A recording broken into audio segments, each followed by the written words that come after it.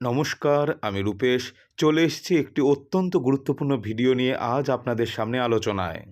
আপনাদের রাশির দ্বাদশ এবং তৃতীয়াধিপতি দেবগুরু বৃহস্পতি আপনাদের রাশি সাপেক্ষে পঞ্চমভাবে গোচর করে গেছেন এই বছরের ১লা মে, থাকছেন সামনের বছর অর্থাৎ ২০২৫-এর ১৪ই মে পর্যন্ত। দেবগুরু বৃহস্পতি সার্বিক সমৃদ্ধির প্রতীক। উনি জ্ঞান ও ধনদাতা, সন্তান প্রাপ্তি ও সন্তান সুখের কারকগ্রহ উনি। পঞ্চমভাবে গোচরের সাথে সাথেই ওনার পঞ্চম দৃষ্টি গিয়ে পড়েছে আপনাদের রাশি সাপেক্ষে নবম ভাবের উপর, আর সপ্তম এবং নবম দৃষ্টি গিয়ে পড়েছে আপনাদের রাশির একাদশ এবং রাশির প্রথম ভাবের উপর। দেবগুরু বৃহস্পতির এই মহা রাশি পরিবর্তনের ফলে সামনের ১ বছর কেমন যেতে চলেছে আপনাদের স্বাস্থ্য, শিক্ষা, কর্মক্ষেত্র, ব্যবসা, প্রেম ও বৈবাহিক জীবন কিংবা সামাজিক জীবন জানতে গেলে আজকের আলোচনাটি শেষ পর্যন্ত মন দিয়ে দেখুন। আর ভালো লাগলে অবশ্যই লাইক করুন, শেয়ার করুন, অন্যকে দেখবার সুযোগ করে দিন। আর আপনি যদি এই চ্যানেলে নতুন হন তাহলে অবশ্যই অবশ্যই অবশ্যই চ্যানেলটিকে সাবস্ক্রাইব করে দিন, কারণ আপনাদের প্রত্যেকটি সাবস্ক্রিপশন আমাকে গভীরভাবে অনুপ্রাণিত করে তোলে নতুন নতুন টপিক আপনাদের সামনে উপস্থাপিত করবার জন্য। আর নিচে থাকা বেল আইকনটিকে প্রেস করে অবশ্যই অল নোটিফিকেশানটিকেও অন করে দিন, যাতে করে এই চ্যানেলে নতুন কোনো ভিডিও এলে সবার আগে ভিডিওটি আপনার সামনেই উপস্থাপিত হতে পারে। আর মনে করে নিচের কমেন্ট বক্সে নিজের মূল্যবান কমেন্টটিও জানান, কারণ আপনাদের কমেন্ট আমাকে গভীরভাবে সমৃদ্ধ এবং উদ্বুদ্ধ করে তোলে। তাহলে চলুন দেখে নিই দেবগুরু বৃহস্পতির এই মহারাশি পরিবর্তন আপনাদের জীবনে কী পরিবর্তন বহন করে নিয়ে আসতে চলেছে। প্রথমেই দেখিনি এই সময়কালে আপনাদের স্বাস্থ্যভাবের দিকটি কেমন থাকতে চলেছে। এই সময়কালে আপনাদের উপচয় এবং দুস্থানপতির দৃষ্টি গিয়ে পড়ছে আপনাদের রাশির প্রথম ভাবের উপর। ফলে স্বাস্থ্য সংক্রান্ত বিষয়ে বিশেষ সতর্কতা অবলম্বন করে চলা কিন্তু এই সময় আপনাদের একান্ত কর্তব্য হতে চলেছে। পুরনো রোগব্যাধি প্রত্যাবর্তনের যোগ সূচিত হতে চলেছে এই সময়কালে। পাকতন্ত্রীয় সমস্যার থেকে বিশেষ সাবধানতা অবলম্বন করে চলুন এই সময়কালে। এছাড়া রাস্তাঘাটে চলাচলের সময়ও কিন্তু বিশেষ সাবধানতা অবলম্বন করে চলুন।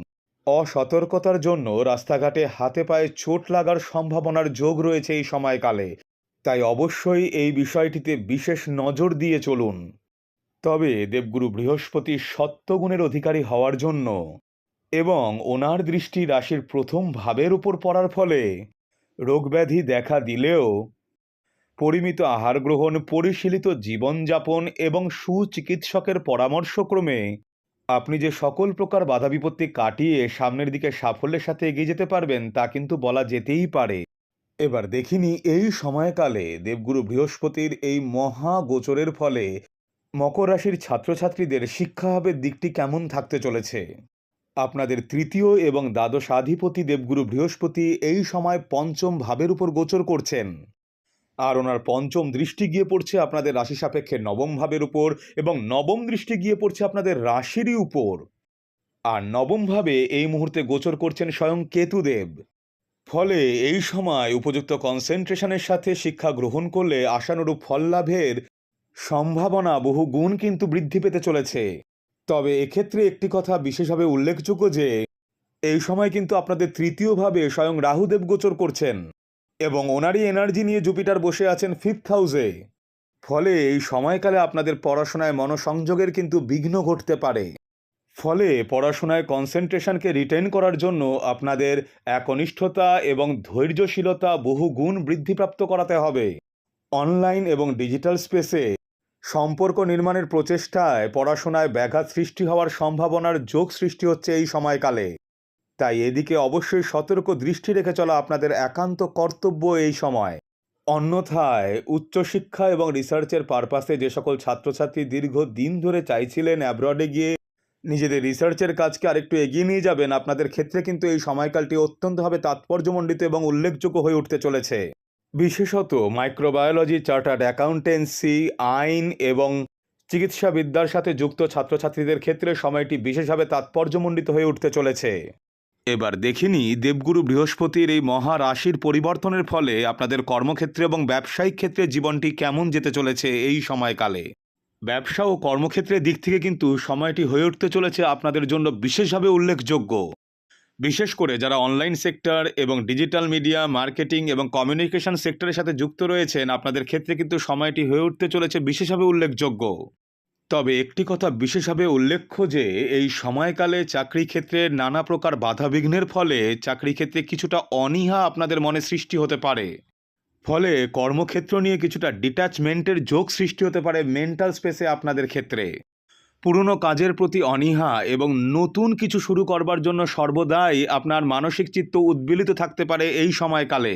ফলে এই টাইম স্প্যানটিতে আপনাদের জন্য বহু কর্মযোগ এবং কর্মক্ষেত্রে স্প্লিটিং বহুলভাবে সৃষ্টি হতে চলেছে।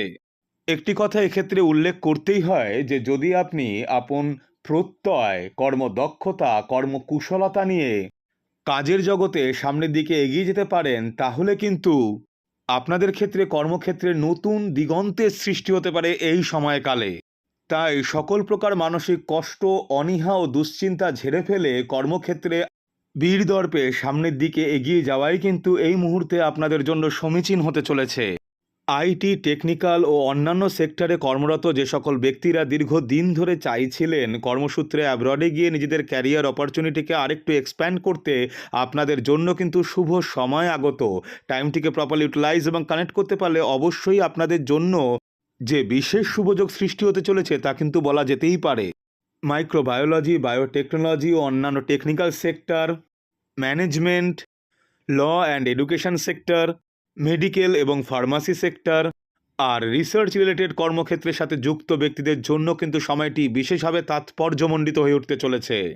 অবশ্যই আপনার নিজস্ব জন্মকুষ্ঠিতে দেবগুরু বৃহস্পতির পজিশনাল ডিগনিটি এবং স্ট্রেংথ কেমন রয়েছে, ওনার ডিসপোজিটারের পজিশনাল স্ট্রেংথ কেমন রয়েছে, উনি কি উচ্চস্থ রয়েছেন নাকি নিচস্থ, নাকি শত্রুভাবগত, নাকি মিত্রস্থানস্থ, বক্রী, ডিরেক্ট নাকি বর্গোত্তম, উনি কি কি তত্ত্ব এবং পুরুষার্থকে কানেক্ট করেছেন, অন্যান্য বর্গকুণ্ডলিতে ওনার স্ট্রেংথ ঠিক কীরূপ নির্দেশিত হয়েছে, এছাড়াও শনি, রাহু, কেতুর মতো গ্রহ এবং ওনাদের ডিসপোজিটরের স্ট্রেংথ ঠিক কেমন রয়েছে, সর্বোপরি এই সময়কালে আপনাদের ঠিক কি মহাদশা, অন্তর্দশা, প্রত্যন্তর্দশা, প্রাণদশা কিংবা সূক্ষ্মদশা চলছে, এই সব কিছুর চুলচেরা বিচার বিশ্লেষণ এবং অ্যানালিসিসের মাধ্যমে কিন্তু একজন অ্যাস্ট্রোলজার এবং অ্যাস্ট্রো কনসালটেন্ট প্রপারলি আপনাকে বলতে পারেন এই মহাসঞ্চারের ফলে আপনার নিজস্ব জীবনে ঠিক কেমন প্রভাব বিস্তার হতে চলেছে।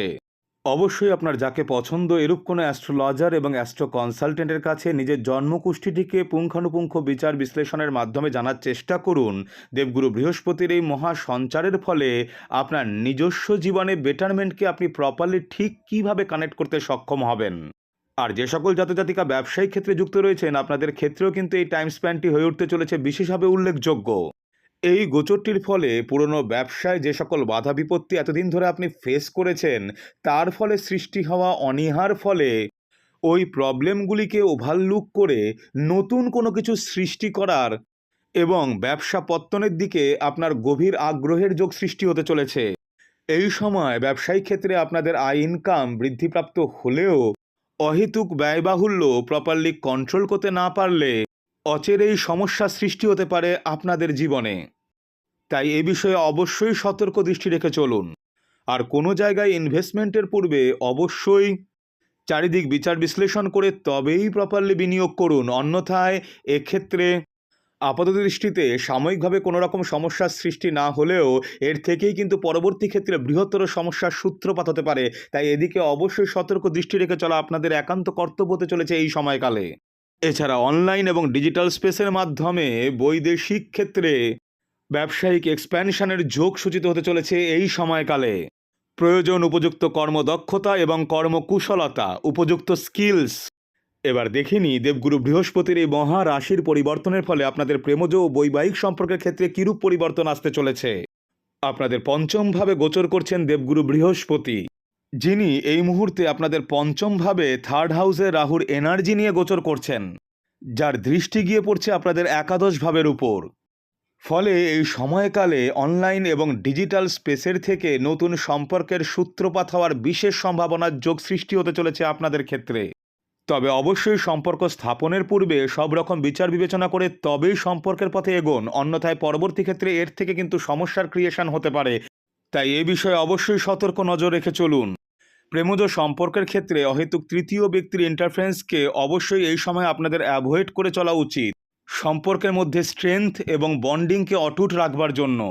আর বৈবাহিক সম্পর্কের ক্ষেত্রেও কিন্তু সময়টি বিশেষভাবে তাৎপর্যমণ্ডিত হয়ে উঠতে চলেছে। উপযুক্ত রেসপন্সিবিলিটি এবং দায়িত্ব কর্তব্যবোধের সাথে সম্পর্ককে সাফল্যের সাথে সামনে এগিয়ে নিয়ে যেতে পারলে তবেই কিন্তু সম্পর্কের মধ্যে মাধুর্য এবং গভীরতা বৃদ্ধি পেতে চলেছে।